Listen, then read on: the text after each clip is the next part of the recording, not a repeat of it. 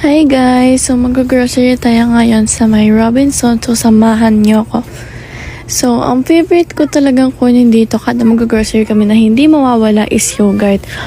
Huwag niyo na bilangin kung ilan yung kinuha ko dyan. Basta secret, madami yan. Kasi halos araw-araw akong kumakain ng yogurt.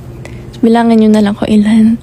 Pero syempre as a Pancit Canton girl na hindi pwede mawala yung Pancit Canton.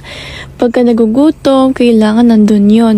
Mahilig din ako magtimpla ng mga juice, o kaya bumili ng mga sodas, kasi yun yung iniinom ko pagka like magme-merienda kami. Actually, madami-dami yung binili namin kasi galing kami Manila at nawalan kami na stock sa bahay.